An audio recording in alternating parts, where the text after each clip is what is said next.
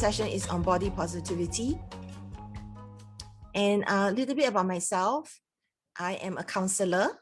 I am a relationship counselor and clinical sexologist. I work with individuals and couples with challenges in their relationship or sex life. And for the last 2 years, I've also started to volunteer with Disabled People's Association.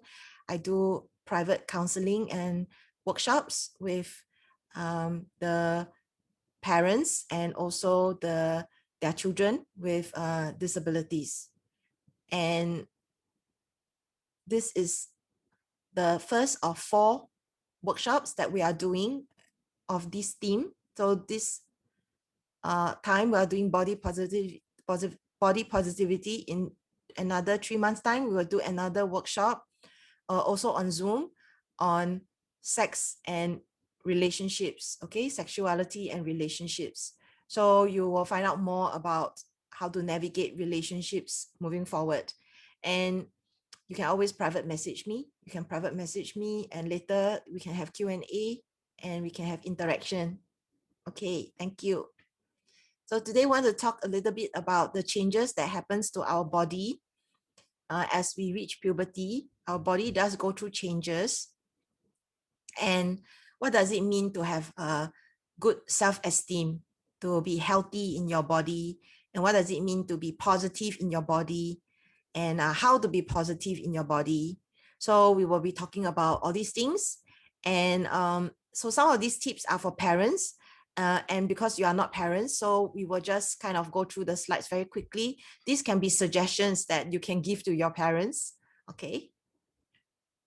Okay, so let's begin to arrive in this workshop. I know we are all very busy and we get very distracted. So I like to invite all of you to get the most out of this workshop by doing this breathing with me. So I'd like to invite you to sit up straight if you can. Sit up straight and put your hand on your belly and take a deep breath through your nose. Breathe into your stomach.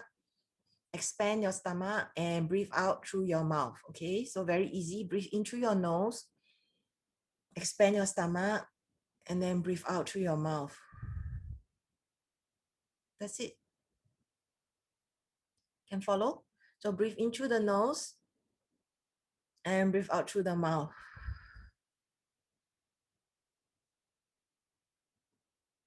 And notice what you feel. So once again, breathe in through the nose and breathe out through the mouth.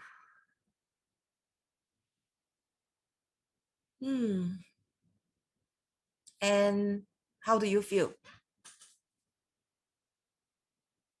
Any of you want to type in the chat box? How do you feel?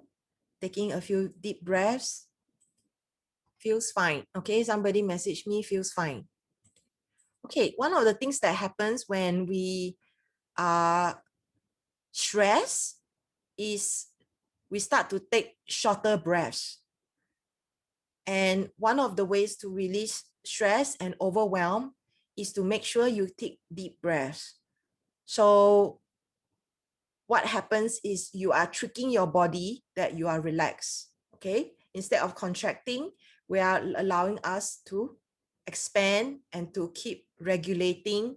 So this is a very, very simple way to start to arrive in the workshop. And this is also a very simple way to be gentle with your own bodies. So that's why I wanted to introduce this belly breath. Okay, so let's talk about puberty. So when boys and girls grow up, our body goes through changes. When animals grow, they also go through changes. So depending on which life stage you are at, your body goes through a lot of change, okay? So these are some examples of changes that happens to boys. You will notice that when you reach a certain age, they call it puberty, adolescent, you start to grow taller, you start to have a deeper voice, you grow facial hair, you may grow hair on your testicles and pubic area. Some people say down there. You may become more attracted to people, whether it's boy or girl. You may start to develop body odor, sweat. Your body is just going through changes. You might feel that your body is going stronger. You might be walking faster. And for girls, it is also changes. And the changes are very similar. You'll go taller. You'll have a wider hips. That is to facilitate for future baby. Menstruation, because you have your period monthly. How do you take care of yourself, your hygiene? You might grow breasts. You might grow hair on your arms, armpits, your pubic area. You might become more attracted to the opposite gender, or just attracted in forming more relationships and friendships as well. You may have sweat that starts to create an odor from your body, from your armpits. So some people become very conscious of their body. So when we talk about puberty, I think besides this one is for parents, so I'll just summarize. So it's very important to understand that puberty happens to everybody, and you deserve to understand the different terms of the different body parts. So maybe your parents are shy to talk about it. So this is when you can go to the library and read books around sexual development or body changes. Okay, and find somebody that you feel that you can ask questions around changes that is happening, because maybe you might be worried. You might be worried about the changes in your body. However, they may be actually things that you don't need to worry about, if only you can just find somebody to ask. So you can ask a trusted family member, like your parents, or you can ask your teacher. And it is important to also feel comfortable to ask as often as needed, because as you grow up, your body is going through changes. You need to ask questions so that you start to understand them. And so by having them often also, it also helps you to remember. And it's very important that you don't just listen, you also have to understand. Also things like hygiene, how to keep yourself clean, to shower, for instance, like if you want to use sanitary pads for people with periods, or deodorant for your armpit, shaving cream for your face. So how do you use them? How to take care of those things that you use? And also there may be medications that can support you with your period. Some people have very, very painful periods. So this is when you can talk to doctor about it. So to grow self-esteem, it will be great if we can have good examples in our lives. So having parents who can accept you, who can bond with you, you can enjoy your time together, your family life, so that you can have a positive attitude about life and also your own body. It will be good if parents can praise you. They can be your role models, and they will support you in being able to understand life, being able to take risks, like ask questions, and learning skills so that you can make your own friends, so that you are not just dependent on your parents all the time. So some research has shown that many people actually become very unhappy with their bodies from as young as 5 years old. So we look at other people on TV, on radio, TV, social media, YouTube, all these social media. It's very easy for us to feel that, this is the right body, when actually they are probably just the ones that are popular. Popular doesn't mean they are the only one.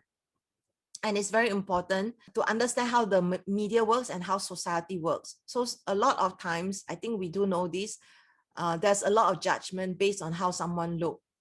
And when someone doesn't look like the next person, or most people, I think people get nervous, they get scared, they may pass judgment. So it's really important to understand that everybody is different, and all of us have a right, all of us have value, and all of us do deserve to speak up and feel safe about our bodies, feel safe in our lives.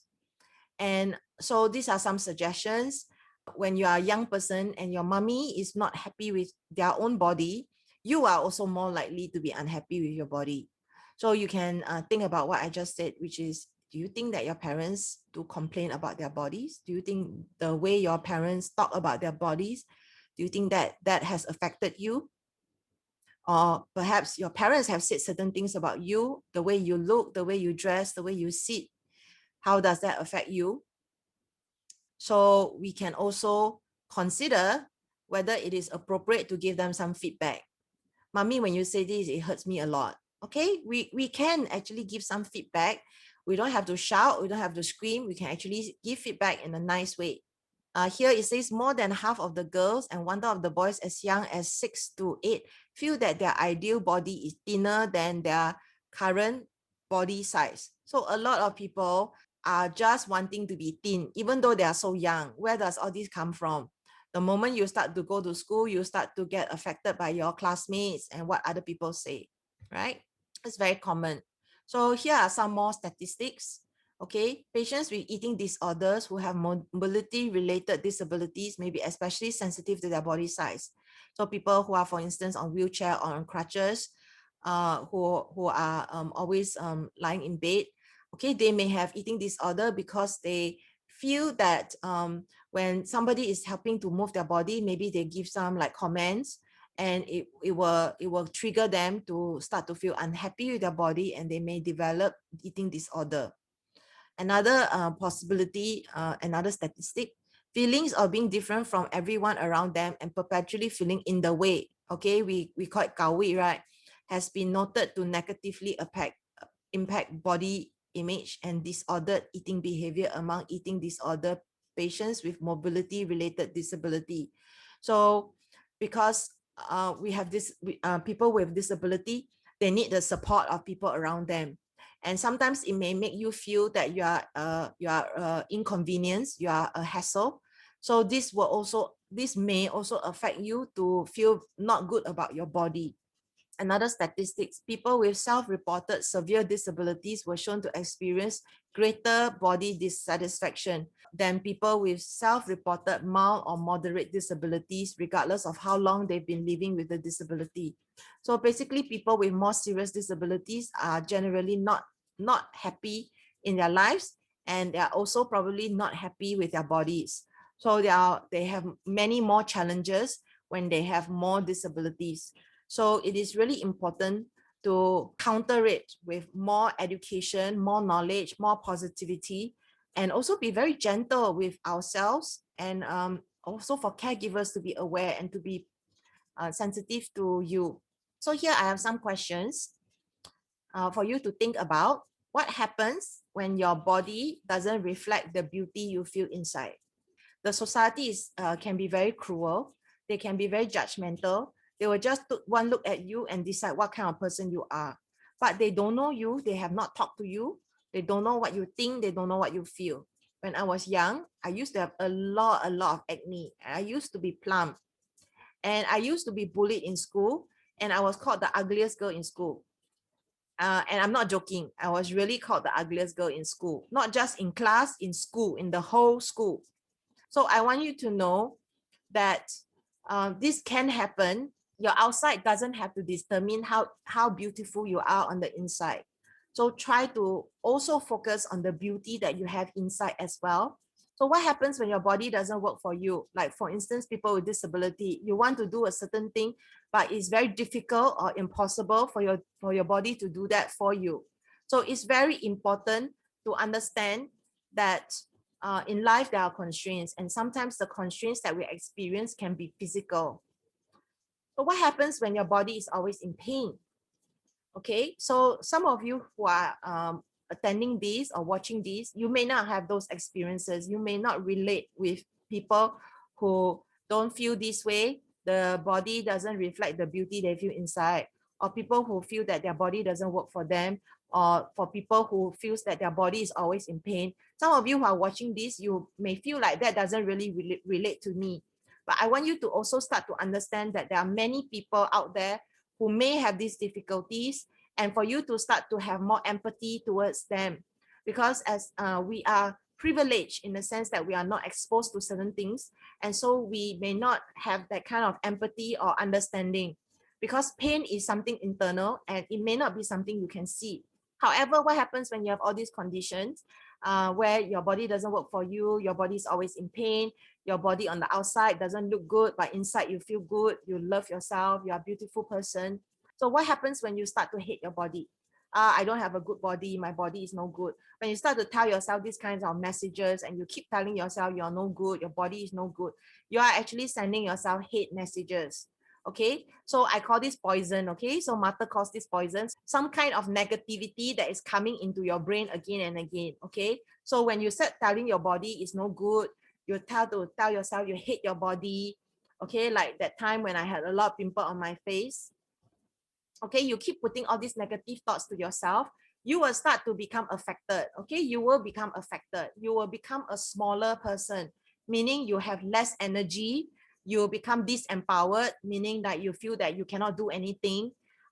It means that you don't feel good about yourself, you feel that you are less than other people. Okay, so all this negativity is more difficult than the actual physical disability. Okay, because you are making yourself so weak mentally, because the mind is so important to allowing ourselves to be able to do all the other things that we want to do in our lives. So it starts with the mind. And as far as possible, we want to have a good life. We want to be able to function so that we can accomplish all the things that we want to do. So it is important to be positive, because when you are negative, or when you choose to be negative, or you are unconsciously being negative all the time, it will start to affect your energy. It will start to affect you mentally. You can develop other conditions like depression and or burnout, and we don't want that. So here are some more pictures. So when someone is sick or in pain, they don't like being their bodies. So often we blame our bodies, and we scold our bodies, but actually we may want to reframe, change the way you think. So reframe into instead of being thinking so negative, maybe it's useful to think more positively, because as you know, if you keep thinking negative things, it will start to have some kind of long-term effect. So what can you reframe? An idea that I have is, when someone is in pain or sick, you don't like being in your bodies, you tell your body, I don't like you, you are no good. Instead of telling this to your body, one of the things that you can tell your body is like, my body is trying its best. My body is trying its best. And my body is trying its best to support me. So this is one way you can calm down your nervous system. This is one way you can soothe yourself. Okay, so I know it's not easy to be positive when you are feeling sick or in pain. Sometimes when we are in sick or in pain, we forget that actually our body is trying to cope. Okay, so when someone receives negative comments, is disliked or rejected, like me, okay, when I was younger, I was called the ugliest girl in school. It's very easy to experience shame around your body. It's very easy to hate your body. It's very easy to be embarrassed. It's very easy to always want to avoid people and stay at home. Okay, it's very easy to do that. However, you are shortchanging yourself, because the person who suffers is you. You are the one who suffers. So we have this tendency as a society to divorce our brains with our body, okay, the mind and the body, okay. Isolating our brain gives us permission to treat them differently. Depression, bipolar, and other examples of neurodivergence is stigmatized because we're unwilling to extend the same care and treatment to our brains that we afford our bodies. So what this means is, society is very body conscious. A lot of people will spend money on the beauty treatment, on slimming, on exercise. They are not really focusing on mental health. So if I broke an arm and never saw a doctor, but not only would I be extreme pain, but people in my life would be incensed by such reckless choice. Yet we make statements like it's all in your head. So we are always like telling people, yeah, you're just imagining it. And we are not really giving people attention on the mental health, okay? So just because you cannot see something, it doesn't mean it's not real. So it's really important when you're feeling negative, okay, to get support from people around you. I think nowadays, more and more people are actually talking about mental health as well. It's very important to get support. So that's why there's this exercise called Reframe Your Network. Reframe your network can be confounding for those navigating chronic illness or gender non-conformity. Being trapped in a body that doesn't feel like it has your best interest at heart assuredly makes sense. You feel trapped in your body, and then you feel that it doesn't seem to have your interest at heart because your body is not working for you. So it's hard to love a vessel that appears to be the author of significant pain. When you are in pain, it's very difficult to love your body. What a terrifying experience to wake up in constant pain, or in a body that doesn't feel in alignment with who you know yourself to be.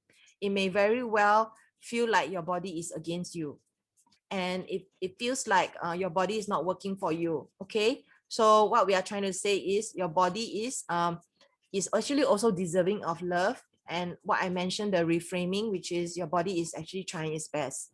So for those of you who don't have pain in your body, who don't have this difficulty, it's very easy to not have empathy for people who are in this condition. Okay, so you may or may not have these.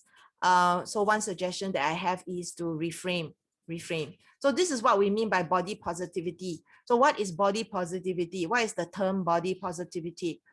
It refers to the term, the assertion that all people deserve to have a positive body image regardless of how society and popular culture view ideal shape, size, and appearance. That means you deserve to feel good about it regardless of how you look. You deserve to feel good about it. It is not about challenging how society views people based on physical shape and size. However, don't have to challenge. It's all about how you feel. It recognizes that judgments are often made based on race, gender, sexuality, and disability. Body positivity also aims to help people understand how popular media messages contribute the relationship that people have with their bodies, including how they feel about food, exercise, clothing, health, identity, and self-care. So these are all interrelated to how you feel about your body. So having a positive attitude about your body will include your relationship with food, exercise, clothing, health, identity, and self-care. There's this saying, do what you can, do what you can. So if I feel that I have gained weight, I can do these things like focus more on like, what am I eating? What am I doing? Am I exercising? Can I wear clothes that are more flattering? And can I take better care of myself? So do what you can, do the things that I can, and then let go of the rest. So from moment to moment, it's very easy to start to feel like negative, then sometimes positive, negative, positive. It is really important to try to be as positive as possible because, as I mentioned, life is challenging. We don't want to make it so challenging because it can affect our mental health. Okay, so these are three components to positive self-image. Valuing yourself. Okay, just now I mentioned we all have a value in society, and it's really important to appreciate ourselves, and so that other people can also enjoy being with us. The next thing is emotional stability. To be able to regulate your emotions when you feel negative, like how do you come back to being positive? How do you have a connection with the way you feel, with the way you think, so that you can share your experiences with people too, so that they can understand you? Having a positive attitude. Whether you are somebody very negative, for instance, like you are always trying to be perfect, you're always comparing, you are very highly critical and judgmental. A lot of times we are very kind to other people, we are very nice to other people, but maybe we are not so nice to ourselves. And we need to not do that, because this is, in Martha's words, this is like putting in poison into our own body, and this is going to make you weaker. This is not going to help you at all. The next thing is emotional stability.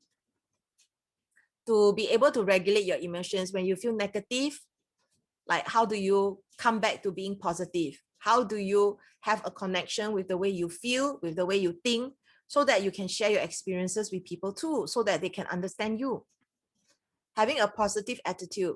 Whether you are somebody very negative, for instance, like you are always trying to be perfect, you're always comparing, you are very highly critical and judgmental. A lot of times we are very kind to other people, we are very nice to other people, but maybe we are not so nice to ourselves. And we need to not do that, because this is, in Martha's words, this is like putting in poison into our own body, and this is going to make you weaker.